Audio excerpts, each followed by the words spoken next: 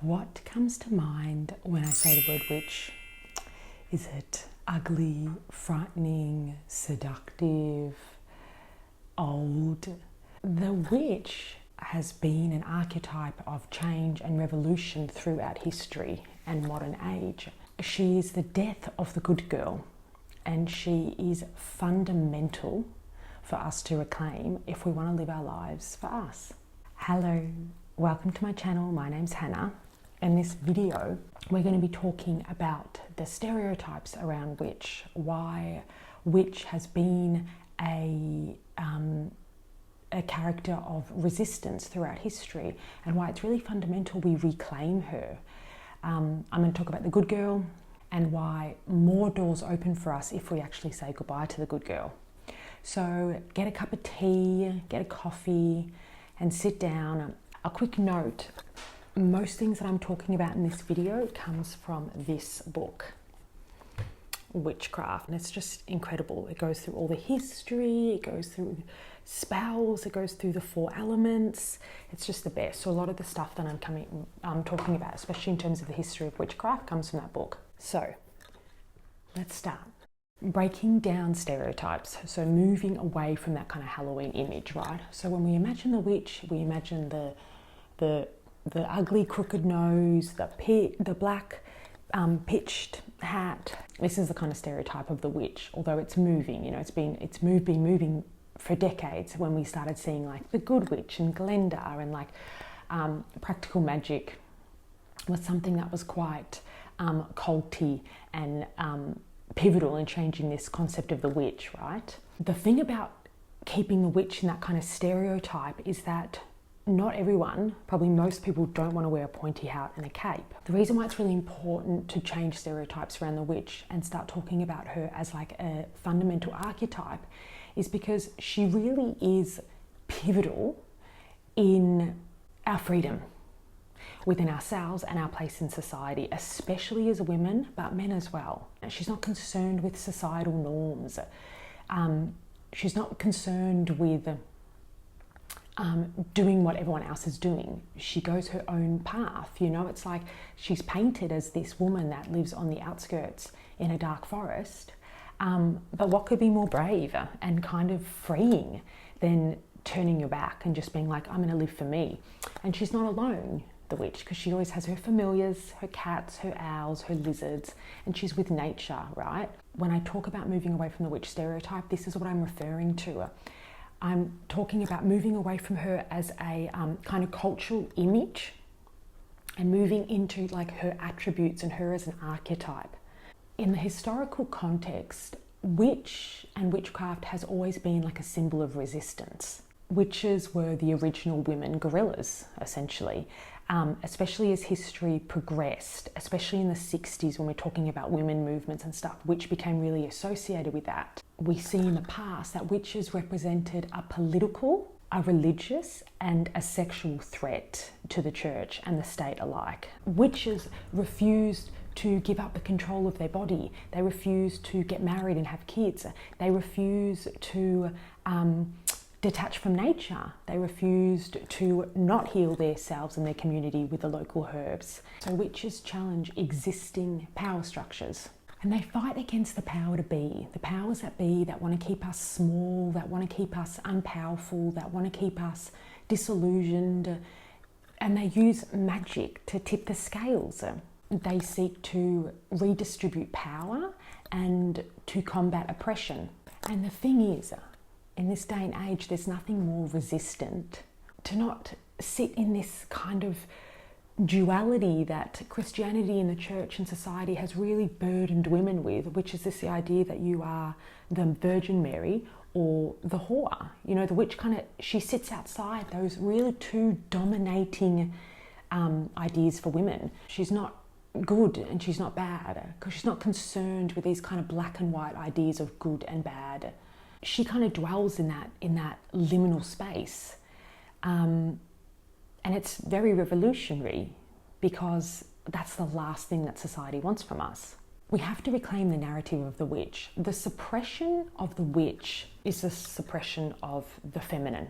So we are biologically synced to the moon, women, but still in 2025 in Melbourne, Australia, women are still uncomfortable to hear me say I'm a witch, or to talk about their curiosity for the moon, to burn women and torture women the way they did hundreds of years ago. It's had an everlasting effect on us. So it's like, even though that happened hundreds of years ago, it still keeps us quiet and not in our power. The reclaiming of the narrative, which is not being afraid to identify with the witch, or at least know that that archetype exists in you, to really birth her and care for her, and not be afraid to say her name, to claim her power. We take the power back.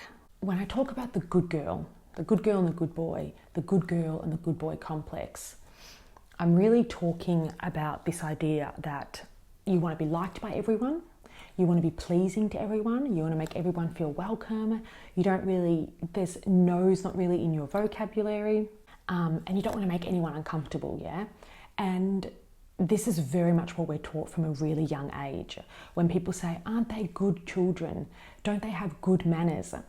These things in themselves aren't fundamentally shocking, but as you grow up, what you realize is you're teaching your children to be quiet, to be seen, not heard. And this idea that like there is always an authority above you that you have to submit to.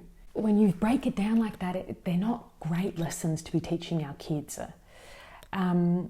Because this is really where the good girl and the good boy come from. They're very much about negating their own feelings for everyone else. And there's this really good quote that it's like, we teach our girls that they're standing there waiting for a lift, the lift opens and a man standing in the lift, and everything in their body, which is their instinct and their intuition, prickles and says, I don't want to get in there, this man isn't safe. But they get in the lift because they don't want to be rude.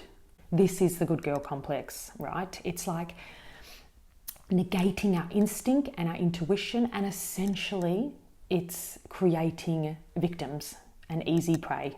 The good girl complex and the good boy complex, they really lead to these expectations that I've been a good girl my whole life, I've been a good boy my whole life, and you feel like you should be rewarded for that behavior because that's how you're kind of told. If you're a good boy and a good girl, you'll get rewarded for your behavior, yeah? But that's not how life works.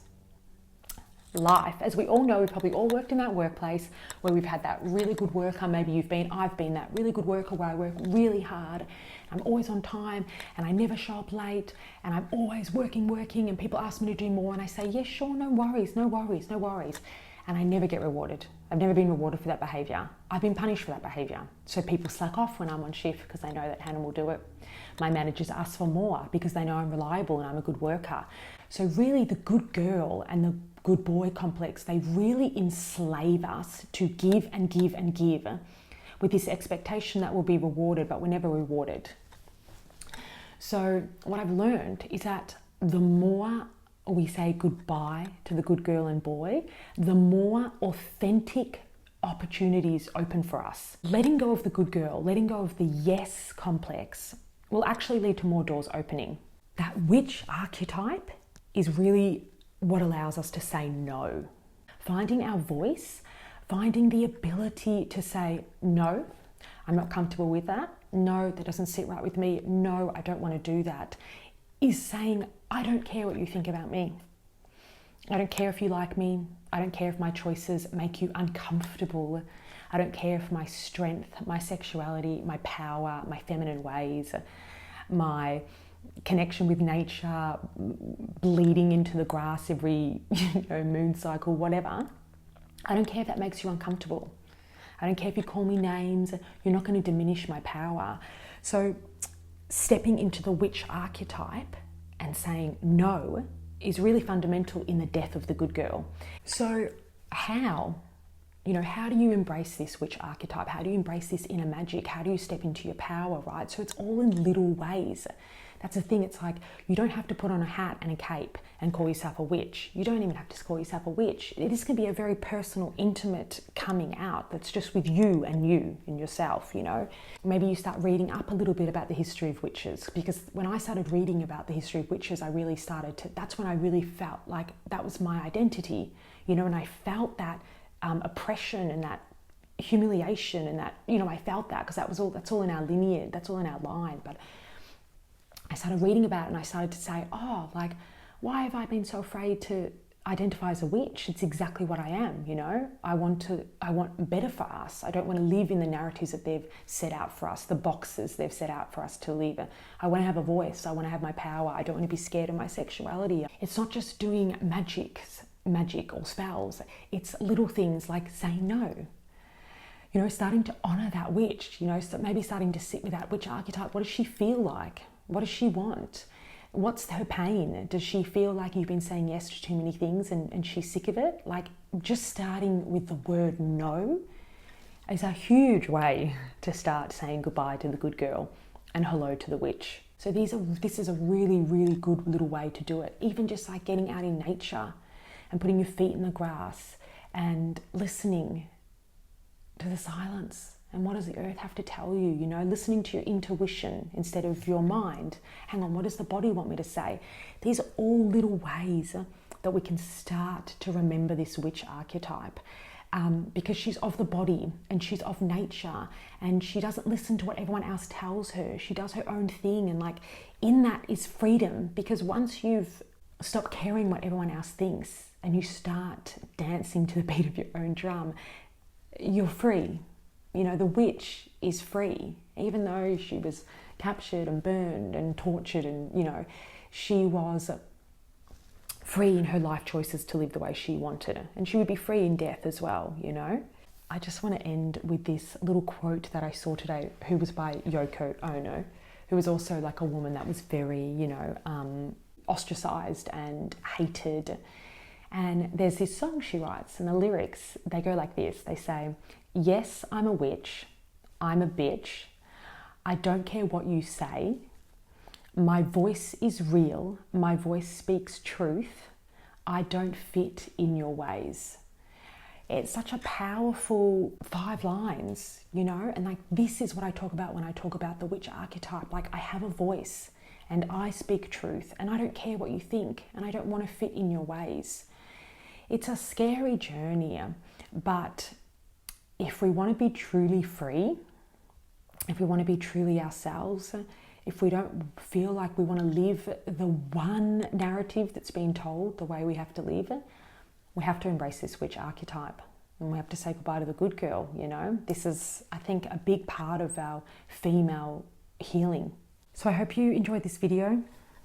I could talk about it forever, but I want to kind of keep it a bit short. I know that everyone's got short of time.